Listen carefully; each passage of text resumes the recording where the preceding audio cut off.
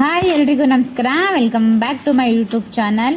ಕಜ್ಜಾಯ ಹೆಂಗೆ ಮಾಡೋದು ಅಂತ ತೋರಿಸ್ಲಾ, ನೋಡ್ಕೊಂಡು ಬನ್ನಿ. 1-2-3 ಡೇಸ್ ಮುಂಚೆನೇ ಅಕ್ಕಿನ ನೆನೆಸಿರ್ಬೇಕು. ಅಕ್ಕಿ ಎಷ್ಟು ಚಂದ ನೆಂದಿರುತ್ತೋ ಅಷ್ಟು ಸೂಪರಾಗಿ ಕಜ್ಜಾಯ ಬರುತ್ತೆ. ಹಾಗಾಗಿ 2 ದಿನ ಮುಂಚೆನೇ ನೆನೆಸಿದ್ದೀನಿ. 2 ಹಗಲು 2 ರಾತ್ರಿ ನೆನೆದಿರೋವಂಥ ಅಕ್ಕಿನ ಫ್ಯಾನ್ ಹಾಕಂದ್ರೆ ಮನೆ ಒಳಗಡೆನೆ ಒಣಗಾಕ್ತೀವಿ. ಫ್ಯಾನ್ ಹಾಕಿದ್ರು ಒಣಗಿಸ್ಬೋದು, ಇಲ್ಲ ಹಾಗೆ ಕೂಡ 1 ಅವರ್ 1-2 ಅವರ್ಸ್ ಒಣಗಿಸ್ಬೇಕಾಗುತ್ತೆ. ಬಿಸಿಲಲ್ಲಿ ಯಾವುದೇ ಕಾರಣಕ್ಕೂ ಒಣಗಿಸ್ಬೇಡಿ. ನೆರಳಲ್ಲೇ 2 ಅವರ್ ಒಣಗಿರೋ ಅಕ್ಕಿ ನಾವು ಅದನ್ನು ಮಿಕ್ಸಿಲಿ ಪುಡಿ ಮಾಡ್ಕೊಳ್ಳುವಾಗ ಹಿಂಗೆ ಮೆತ್ತಗಿರಬೇಕು ಅಕ್ಕಿ, ಅಂದರೆ ಅದು ಫೀಲ್ ಆಗಬೇಕು ತಣ್ಣಗಿರೋದು ನಮ್ಮ ಕೈಗೆ. ಅದನ್ನು ಒಂದು ಮಿಕ್ಸಿ ಜಾರ್ಗೆ ಸ್ವಲ್ಪನೇ ಹಾಕ್ಕೊಂಡು ಅದನ್ನು ಪೌಡರ್ ಮಾಡ್ಕೊಳ್ಳಿ. ಜಾಸ್ತಿ ಮಾಡ್ತೀನಿ ಅಂತಂದರೆ ಮಿಲ್ಲಿಗೂ ಕೂಡ ಕೊಡ್ಬೋದು. ಮಿಕ್ಸಿ ಜಾರಲ್ಲಿ ಸಣ್ಣಗೆ ಪುಡಿ ಮಾಡಿಕೊಂಡು ಅದನ್ನು ಜರಡಿ ಇಟ್ಕೋಬೇಕು. ಹಿಂಗೆ ಪ್ರೆಸ್ ಮಾಡಿದಾಗ ಉಂಡೆ ರೀತಿ ಬರಬೇಕು ಅಕ್ಕಿ ಹಿಟ್ಟು, ಆ ರೀತಿ ಮೆತ್ತಗಿರುತ್ತೆ ಅಕ್ಕಿ. ಆ ಜರಡಿ ಹಿಡ್ದಾಗ ಮಿಕ್ಕಿರುತ್ತಲ್ಲ ಅದನ್ನು ಕೂಡ ಇನ್ನೊಂದು ಮಿಕ್ಸಿ ಜಾರ್ಗೆ ಹಾಕ್ಕೊಂಡು ಮತ್ತೆ ಇನ್ನೊಂದು ಸ್ವಲ್ಪ ಅಕ್ಕಿ ಇರುತ್ತಲ್ಲ ಆ ಅಕ್ಕಿನ ಹಾಕ್ಕೊಂಡು ಸ್ವಲ್ಪ ಏಲಕ್ಕಿ ಕಾಯಿನ ಹಾಕ್ಕೊಂಡ್ರೆ ಫ್ಲೇವರ್ ಚೆನ್ನಾಗಿರುತ್ತೆ. ಏಲಕ್ಕಿನ ಹಾಕ್ಕೊಂಡು ಮತ್ತೆ ಪೌಡರ್ ಮಾಡಿಕೊಂಡು ಮತ್ತೆ ಜರಡಿ ಇಟ್ಕೋತಾ ಇದ್ದೀನಿ. ಇದೇ ರೀತಿ ಎಲ್ಲ ಅಕ್ಕಿನೂ ಪುಡಿ ಮಾಡಿಕೊಂಡು ಸ್ವಲ್ಪ ಒಣಶುಂಠಿ ಪೌಡ್ರು, ಹಾಗೆ ಬಿಳಿ ಎಳ್ಳು, ಸ್ವಲ್ಪ ಕೊಬ್ಬರಿ ತುರಿನೂ ಹಾಕೊಂಡಿದ್ದೀನಿ. ಕೊಬ್ಬರಿ ತುರಿ ಹಾಕಿರೋ ವಿಡಿಯೋ ಮಿಸ್ ಆಗ್ಬಿಟ್ಟಿದೆ. ಇನ್ನು ಪಾಕ ತಗೋಬೇಕು. ಪಾಕ ರೆಡಿ ಮಾಡ್ಕೊಳ್ಳೋಣ. ಕಾಫಿ ಕುಡಿತೀವಲ್ಲ, ಚಿಕ್ಕ ಗ್ಲಾಸಲ್ಲಿ 1/4 ಗ್ಲಾಸ್ ಅಷ್ಟು ನೀರು ಹಾಕೋಬೇಕಷ್ಟೇ. ತುಂಬ ಅತಿ ಕಡಿಮೆ ನೀರನ್ನ ಬಳಸಿ, ಜಾಸ್ತಿ ಬಳಸೋ ಅವಶ್ಯಕತೆ ಇರಲ್ಲ. ಇನ್ನು ನಾನು 1/4ರಿಂದ 1 kg ಬೆಲ್ಲನ ಹಾಕೊಂಡು ಕರ್ಗಿಸ್ಕೊಂಡು ಅದನ್ನು ಪಾಕ ತೆಗಿತಾ ಇದ್ದೀನಿ. ಕಜ್ಜಾಯ ನಮಗೆ ಬರೋದೇ ಪಾಕದ ಮೇಲೆ. ಮೆತ್ತಗೆ ಬೇಕಂದ್ರೆ ಸ್ವಲ್ಪ ಎಳೆ ಪಾಕ ತಗೋಬೇಕು. ಗಟ್ಟಿ ಕ್ರಿಸ್ಪಿಯಾಗಿ ಬೇಕು ಅಂದರೆ ಈ ಥರ ಕಡ್ಪಾಕ ತಗೋಬೇಕು. ಪಾಕ ಗಟ್ಟಿ ಅಂದರೆ ಕಜ್ಜಾಯ ಕೂಡ ಗಟ್ಟಿಯಾಗುತ್ತೆ.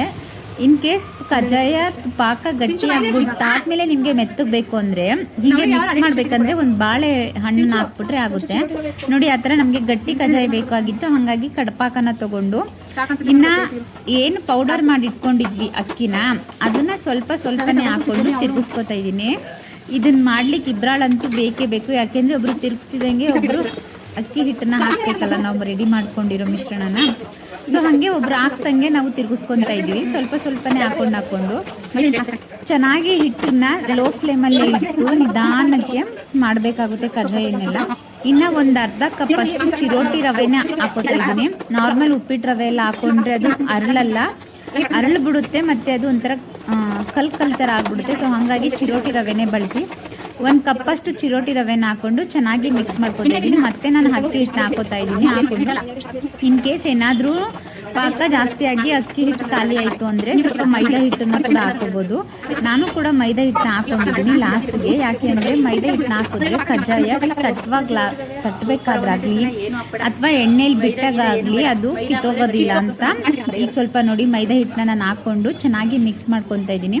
ನಾವು ಮುದ್ದೆನ ಹೆಂಗೆ ಹೊಂದಿಸ್ತೀವಲ್ಲ ಆ ರೀತಿ ಚೆಂದ ತಿರ್ಗಿಸಿದ್ರೆ ಕಜ್ಜಾಯದಿಟ್ಟು ನೋಡಿ ಸೂಪರಾಗಿ ರೆಡಿ ಆಯಿತು. ಈಗ ಬಿಸಿ ಆರೋಕ್ಕೂ ಮುಂಚೆನೇ ತಟ್ಕೊಂಡ್ಬಿಡ್ಬೇಕು ನಾವು ಮಾಡ್ತಿರೋ ಕಜ್ಜಾಯದಲ್ಲಿ.